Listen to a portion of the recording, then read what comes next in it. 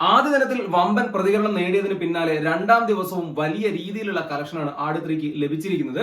രണ്ടാം ദിവസം ആദ്യ ദിനത്തിലും കൂടുതൽ കളക്ഷൻ ആട് 3 സ്വന്തമാക്കി.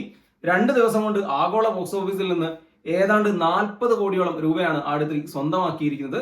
ജയസൂര്യയുടെ കരിയറിലും ആട് ഫ്രാഞ്ചൈസിലുമൊക്കെ ഏറ്റവും കൂടുതൽ കളക്ഷൻ നേടിയ സിനിമയായി ആട് 3 മാറിയിരിക്കുന്നു. വീക്കെൻഡ് കളക്ഷനിൽ എന്തായാലും എമ്പുരാന് പിറകിൽ രണ്ടാം സ്ഥാനത്ത് ആട് 3 ഉണ്ടാവുമെന്ന് ഉറപ്പായി കഴിഞ്ഞു. ഏതാണ്ട് 75 കോടിക്ക് മുകളിൽ ആഗോള ബോക്സ് ഓഫീസിൽ നിന്ന് വീക്കെൻഡ് കളക്ഷൻ ആട് 3ക്ക് ലഭിക്കും. മലയാള സിനിമയുടെ സർവകാല റെക്കോർഡ് എമ്പുരാനാണ്. എമ്പുരാന് പിറകിലായി ആട് 3 നിൽക്കുമെന്ന് ഉറപ്പായി കഴിഞ്ഞു. തുടരും സിനിമയ്ക്ക് മുകളിൽ ആട് 3യുടെ വീക്കെൻഡ് കളക്ഷൻ നിൽക്കുമെന്നുള്ള കാര്യവും ഉറപ്പായി കഴിഞ്ഞു. തുടരും 3 ദിവസമായിരുന്നു വീക്കെൻഡ് ഉണ്ടായിരുന്നത്. 3 ദിവസം കൊണ്ട് ഏതാണ്ട് 69 കോടി രൂപ തുടരും സ്വന്തമാക്കിയിരുന്നു. അത് നോക്കുമ്പോൾ 4 ദിവസം കൊണ്ട് ആട് 3 ഏതാണ്ട് 75 കോടിക്കും 80 കോടിക്കും ഇടയിൽ ഒരു കളക്ഷൻ സ്വന്തമാക്കുന്നതാണ്. 100 കോടി സ്വന്തമാക്കുന്ന ആട് ഫ്രാഞ്ചൈസിലെ ആദ്യ ചിത്രവും ജയസൂര്യയുടെ കരിയറിലെ ആദ്യ ചിത്രവും ഫ്രൈഡേ ഫിലിം ഹൗസിന്റെ ആദ്യ ചിത്രവും ഒക്കെ ആയി ആട് 3 മാറുമെന്ന് ഉറപ്പായി കഴിഞ്ഞു. വെക്കേഷൻ കാലവും അതുപോലെ തന്നെ ആട് ഫ്രാഞ്ചൈസിനുള്ള സ്വീകാര്യതയും ഒക്കെയാണ് ഈ കളക്ഷൻ ഇത്രയേറെ വരാൻ സഹായിച്ചിട്ടുള്ളത്.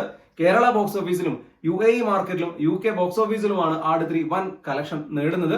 ഏതായാലും മലയാള സിനിമയ്ക്ക് വലിയ ആശ്വാസമാണ് ആട് ഇപ്പോൾ നേടുന്ന വിജയം. ഇനി അങ്ങോട്ടും ആട് 3യുടെ വലിയ രീതിയിലുള്ള ബോക്സ് ഓഫീസ് കുതിപ്പ് കാണാൻ കഴിയും. ചിത്രത്തിന് സമ്മിശ്ര പ്രതികരണമാണ് ലഭിക്കുന്നതെങ്കിലും അതൊന്നും കളക്ഷനിൽ കാര്യമായി ബാധിച്ചിട്ടില്ല. ആട് 3 ഫൈനൽ ബോക്സ് ഓഫീസ് കളക്ഷനിൽ എത്ര നേടുമെന്ന് കാത്തിരുന്ന് കാണാം.